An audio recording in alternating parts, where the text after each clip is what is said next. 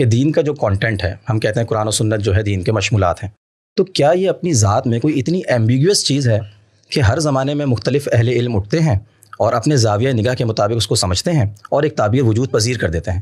ہم دیکھتے ہیں پہلے امام غزالی نے صوفیانہ تعبیر وجود پذیر کی، پھر مولانا مودودی نے سیاسی تعبیر کی بنیاد رکھی، اور اب آپ لوگ ایک تعبیر پیش کر رہے ہیں.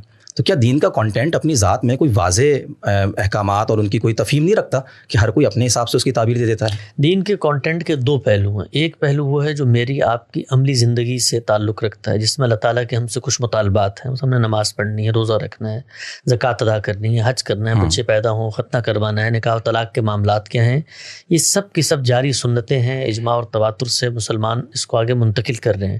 وہاں پر تو انڈرسٹینڈنگ کا کوئی سوال ہی نہیں پیدا ہوتا.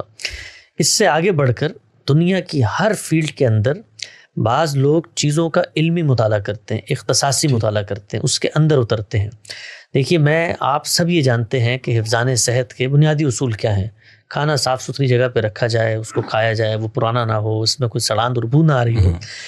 اس سب کا ہم سب خیال رکھتے ہیں، لیکن اس کے باوجود لوگ بیمار ہو جاتے ہیں.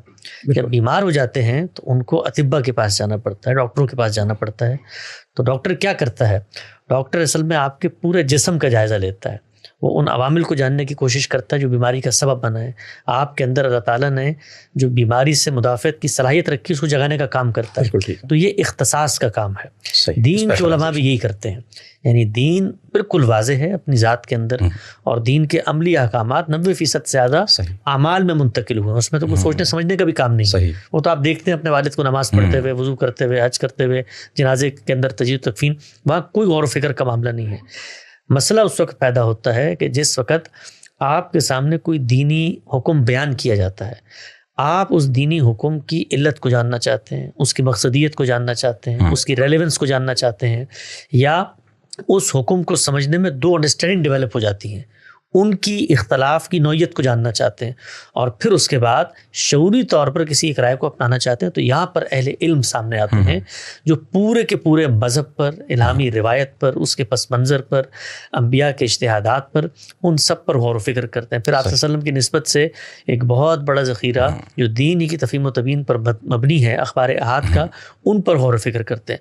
اب غور و فکر کرنے کا پہلا ناگزیر تقاضا کیا ہے کہ جن زبانوں کے اندر ہیں ان کا درک ہو، اس پر قدرت ملکہ آپ کو سوچنے سمجھنے کی سکتا. آپ عربی زبان سیکھیں گے. اب عام آدمی تو یہ نہیں کر سکتا کہ اپنی روزمرہ کی مشقتوں کو چھوڑ کے وہ زبان و بیان کے معاملات کو حل کرے. اسی طریقے سے اگلا جو ناگزیر تقاضا ہے وہ یہ کہ جس مسئلے پہ آپ غور و فکر کر رہے ہیں اس پر آپ سے پہلے بھی کچھ لوگوں نے غور و فکر کیا ہو، تو لٹریچر ریویو کا کام ہے، وہ بھی عربی میں ہے. تو تعبیرات کو پڑھنا، غور و فکر کرنا، یہ اختصاص کا کام ہے. تو دین کہیں پر بھی ایمبیگوس نہیں ہے، لیکن دین اس دنیا میں جس طریقے سے میرا اور آپ کا امتحان ہے، اسی طرح اہل علم کا بھی امتحان ہے. یہ دنیا کے بارے میں بات ہمیشہ ذہن میں رکھیں کہ صرف عمل کا امتحان نہیں ہے، علم کا بھی امتحان ہے. تو جو لوگ چیزوں کی بصیرت حاصل کرنا چاہتے ہیں، چیزوں کو مربوط کر کے پیش کرنا چاہتے ہیں، اپنے حالات، واقعات اور زمانے کی ریلیونس سے چیزوں کی مطابقت ثابت کرنا چاہتے ہیں، تو یہ اللہ کی کتاب ان کے لیے علمی غور و فکر کا موضوع ہے.